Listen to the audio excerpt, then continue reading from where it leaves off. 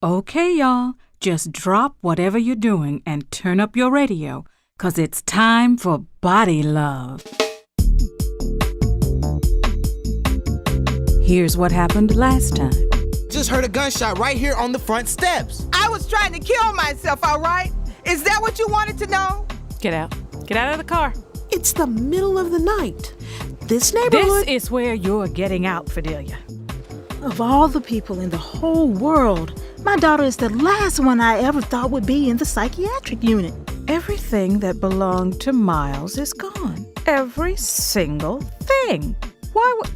Why in the world would somebody break in here and steal all my husband's clothes?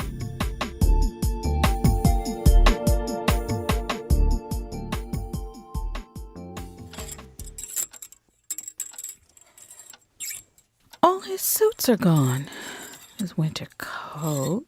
His shoes are gone. I don't believe this. I wonder if they took his other stuff, too. They did. They took it all. His T-shirts, his socks. They even took his belts. I've never even heard of anything like this. I've got jewelry in this box. Nothing expensive, but still. Why would a burglar pass that up to take a bunch of T-shirts? Wait. Now, there's no broken windows, no doors standing open.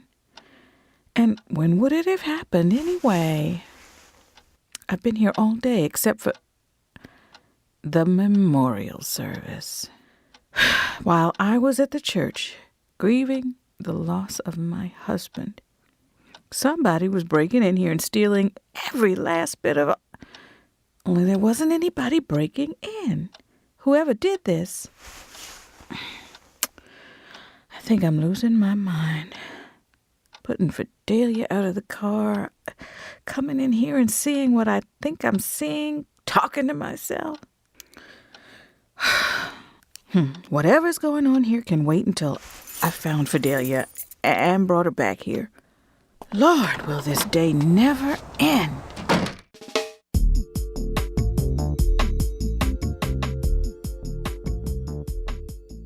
Dr. Bruce, telephone, please. Dr. Bruce, telephone, please. Okay, Miss Baxter. I think we have just about everything we need. The doctor will be here soon. Why did they bring me to the emergency room? I thought I was going to the psych ward. No, this is standard procedure.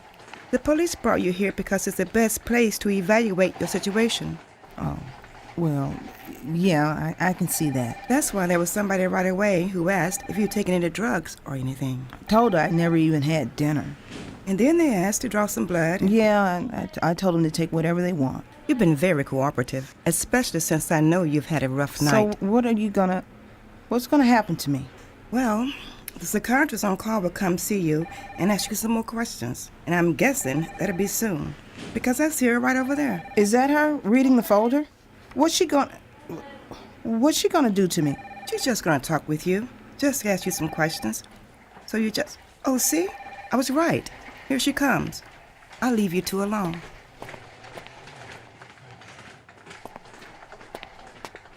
Hi, are you Maya Baxter? That's me. Hi, Maya. I'm Dr. Jamond. I'm the psychiatrist here, and I'd like to ask you some questions if that's all right. How are you feeling? I'm all right. Just wish I knew what was going on. That's what we're going to find out. Can you tell me what happened tonight? I don't know anymore. It's all getting mixed up in my head. I had a gun that I borrowed from somebody, and I guess I was trying to scare my mother with it. Let her think I was going to shoot myself. So you had no intention of hurting yourself? I thought I did. I mean, when I was standing there with the gun to my head, in my mind, I was getting ready to die. So was this something you'd been planning? No, ma'am. It was pure impulse. I got the gun, and it seemed like, I don't know, like that's what I was supposed to do with it. You look terrified and exhausted. that about sums it up. I am tired and I'm so scared. I don't know what to do. I've never been so scared. I don't know why I did what I did tonight. I've never done anything like that in my whole life. Why in God's name would I put a loaded gun to my head and even think about pulling the trigger? Well, Maya, that's one of the things we're going to start now trying to find out.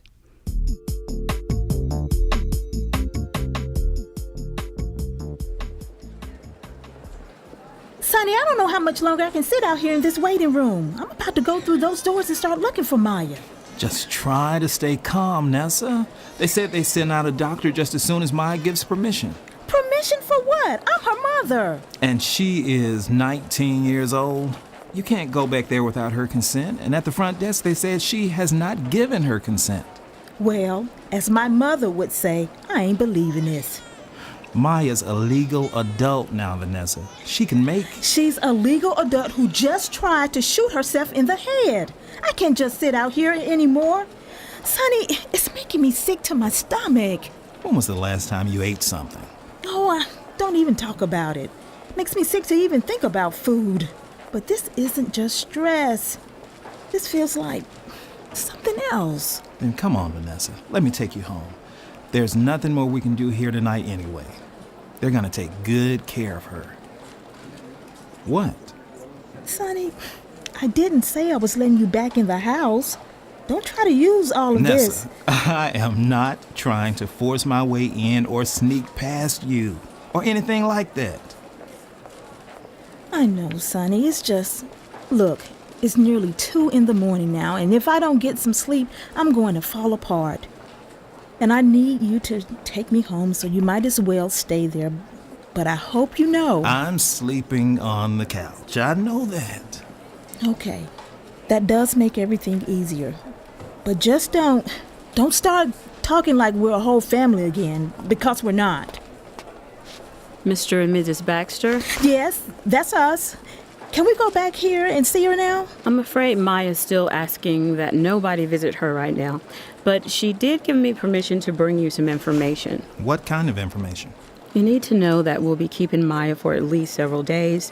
It's hard to tell right now just how long, and you need to know that a lot of her progress, both here in the hospital and after she's discharged, will be related to the kind of support she has from her family.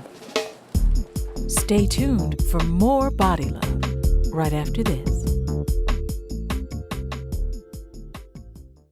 And now, back to Body Love.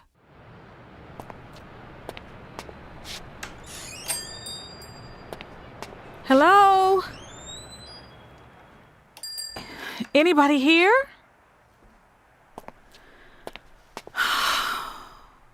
Well, Delia wasn't kidding. Body Love really is in a bigger mess than I've ever seen. I can't believe Vanessa let it get so dirty. How has she been working like this? Fidelia. Oh, I'm sorry. I mean, this is Body Love. There's nobody working here, right? Patricia? No, you're right. It's Rosalind. Well, I came in here looking for Fidelia, but she's not here and neither is Vanessa. No, I think Vanessa's at home, or at least I hope she is, but Fidelia, well, see, I sort of threw her out. But, Patricia, it's a long story, but yeah, she finally pushed me too far and... Well, I don't know where she went, and I looked for her last night until I just had to go home and get some sleep, and... What? Yeah, I knew Vanessa fired her, but she still had keys to the place, and I figured... You what? You think you know where she might be? Yes, I want to know. Patricia, what would my sister be doing over there?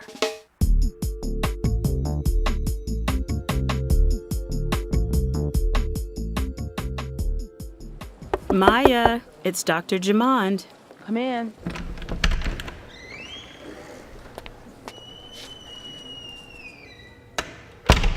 Good morning, Maya. Did you ever get some sleep? Not really. Had to get up earlier than I expected. Yeah, I'm afraid the schedules are not very flexible around here. You can get to bed earlier tonight. I thought they'd just let me sleep and leave me alone. I thought that's why I was in here. No, we don't want you to stay shut up in this little room. We're going to get you interacting with some of the other patients here. Are you kidding me? I don't want to see anybody like this. Got no shoelaces, no belt, not even a drawstring in these pants. What's all this about? Are you afraid I'll try to hang myself? That's exactly why we do it. You might be surprised what some folks will do when they're determined to hurt themselves. But don't worry about how you look. You'll be dressed like everybody else out there. Now, come on out and I'll introduce you to everybody. Do I have to? Well, the patients eat all meals together, and I'm hoping you're ready to eat something. Yeah, I am. Okay, Doc. Lead me to it.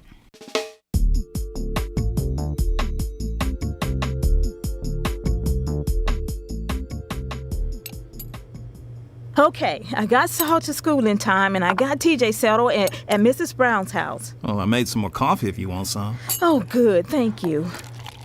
Mrs. Brown said that she could look after TJ until about 3 this afternoon, so I want to try going back to the hospital, you know? So what have you been doing? Well, I've been on the phone trying to find out a few things, and one thing I learned is that Maya still doesn't want us coming up there. She doesn't? Baby, I'm sorry, she doesn't. And I learned, well, you know, I've been trying to get in touch with some folks who might be able to help me get something like my old job. You know, working for somebody who doesn't know why I've been out of work for so long.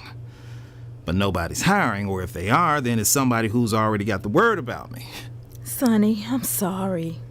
No need for you to be sorry. I'm the one who messed up, but I'm the one who's gonna make it right, too. You wait and see. I can't pretend like it's not good to sit here with you, drinking coffee like we used to and talking. Even talking about how bad things are? Well, talking about problems, yeah, but with a positive attitude. You know, I really feel like, Nessa, what is it? You look kinda, I mean, I know I don't make the best coffee in the world, but hey, you're sweating. Can't catch my breath. Well, don't try to talk. Like something's squeezing me. Look, let me help you to the car. I'm taking you to the emergency room. No, not after all the things that happened to Roz and everybody. Nessa, it don't matter how many of our friends have gotten sick. What matters is, I think you're having a heart attack. Now you better be here again next time to hear what's gonna happen on Body Love.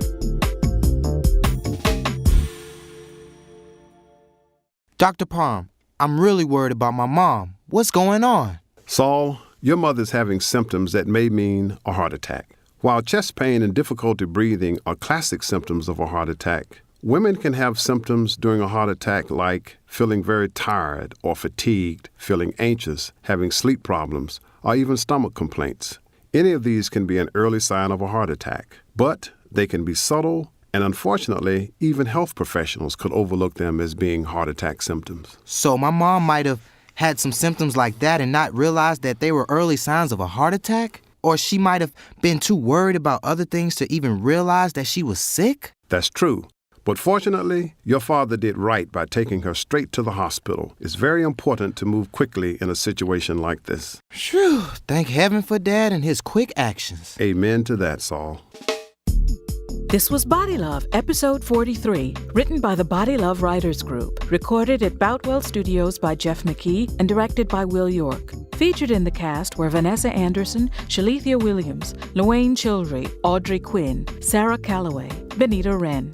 And in the epilogue, you heard from James McCarty Jr. and Dr. Grossbeck Parham. Body Love is a project of the University of Alabama at Birmingham's School of Public Health and Department of Theater. produced by Lee Shackelford and Yoko Kawamura, and executive producer Dr. Connie Kohler. Support for the Body Love Radio Drama Project is provided by a matching grant from the Robert Wood Johnson Foundation, Princeton, New Jersey, along with the Joseph S. Bruno Charitable Foundation, the Community Foundation of Greater Birmingham, the Carefree Fund, the J.L.B. Beeson Fund, the Alabama Department of Public Health, and Blue Cross Blue Shield of Alabama. Find out more about Body Love on our website, www.bodylove.org.